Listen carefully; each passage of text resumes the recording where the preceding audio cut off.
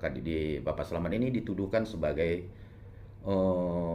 terdakwa korupsi atas markup pinjaman. Itulah yang terungkap di fakta persidangan. Nah, baru-baru ini kita lihat pihak Kejari Serdang Bedagai telah menetapkan satu orang lagi tersangka, klien kami Bapak Selamat, melakukan pinjaman di PT Bank Sumut. Namun dalam hal ini kita melihat Kejari Serdang Bedagai ini terkesan tebang pilih dalam menetapkan status tersangka atas pihak-pihak yang bertanggung jawab seperti atas permasalahan seperti apa yang dituduhkan jaksa penuntut umum kepada klien kami, di mana Kejaksaan Negeri Serdang Bedagai mendakwakan atau menuntut klien kami atas tindak pidana markup pinjaman, di mana jumlah pinjaman tidak sesuai dengan aset. Itulah yang disampaikan berdasarkan fakta persidangan. Namun berdasarkan saksi-saksi yang dihadirkan, jelas dalam hal ini yang bertanggung jawab atas penilaian aset tersebut adalah KJPP, di mana KJPP adalah pihak yang menilai objek yang akan diagunkan pada Bank Sumut. Sehingga akibat penilaian tersebut, pihak Bank Sumut cabang Sairampah meng-ACC pinjaman dari klien kami Bapak Selamat, sedangkan klien kami tidak pernah kenal ataupun berinteraksi dengan pihak KJPP. Jika memang kasus tindak pidana korupsi ini adalah permasalahan markup atas pinjaman, maka seharusnya bertanggung jawab penuh secara pidana adalah pihak KJPP, di mana KJPP lah yang menilainya, bukan yang lain. Sehingga penilaian KJPP tersebutlah yang menjadi dasar cairnya suatu pinjaman. Dan harus diketahui berdasarkan fakta persidangan, KJPP ini bukanlah pihak cabang Bank Sumut Sairampah yang menunjuk, melainkan pihak direksi PT Bank Sumut Pusat. Cabang Bank Sumut Sairampah hanya memohonkan kepada pihak direksi PT Bank Sumut Pusat untuk menghadirkan KJPP melakukan penilaian terhadap aset atas permohonan pinjaman yang diajukan oleh klien kami Bapak Selamat.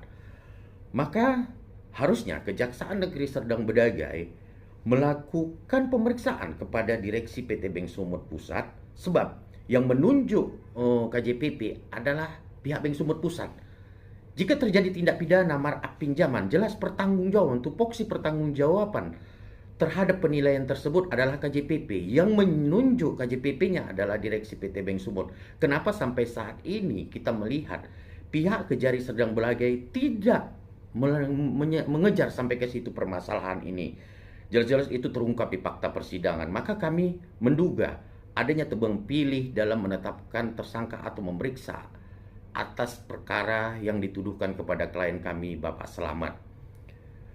Yang satu hal lagi yang harus digarisbawahi, kita melihat dan mendengarkan sama-sama berdasarkan fakta persidangan, dasar bisanya dicairkan pinjaman tersebut adalah adanya cover note.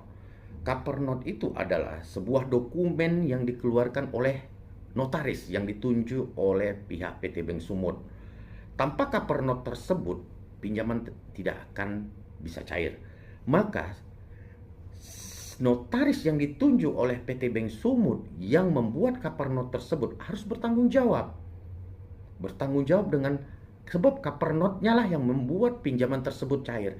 Jika atas pinjaman tersebut terjadi kerugian negara, maka pihak-pihak yang melakukan segala proses agar cairnya pinjaman tersebut adalah pihak yang bertanggung jawab. Namun sampai saat ini kita melihat tidak ada proses sampai ke situ dan tidak ada tindak lanjut atas pihak yang menerbitkan cover note atas pinjaman klien kami Bapak Selamat.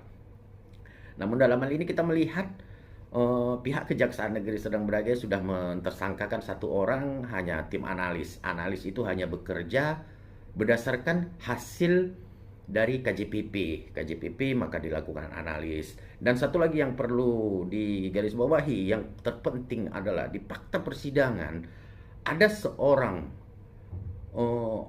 oknum dari pegawai Bank Sumut saat itu yang melakukan rekayasa terhadap analis keuangan klien kami Bapak Selamat, di mana jumlah penghasilan yang dicantumkan di dalam analis tersebut tidak sesuai dengan fakta yang disampaikan oleh klien kami, Bapak Selamat. Namun sampai saat ini pihak tersebut masih santai-santai saja, juga belum ditetapkan sebagai tersangka.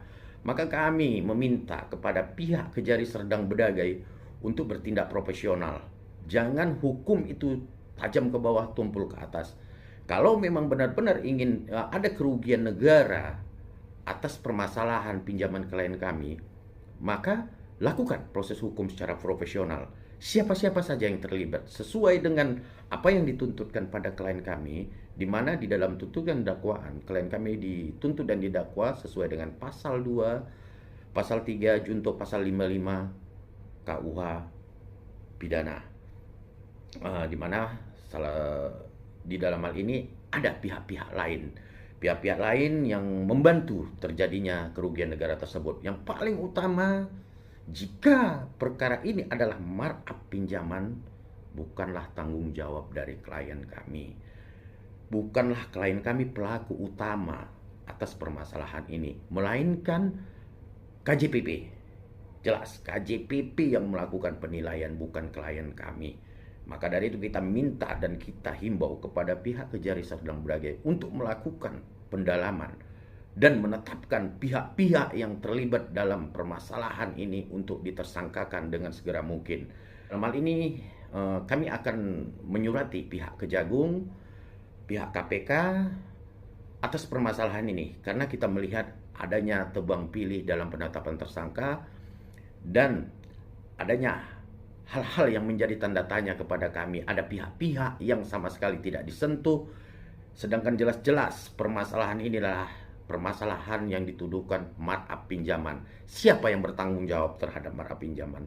Siapa yang menilai? Siapa yang menyuruh penilai tersebut? Dan siapa yang membuat pinjaman tersebut bisa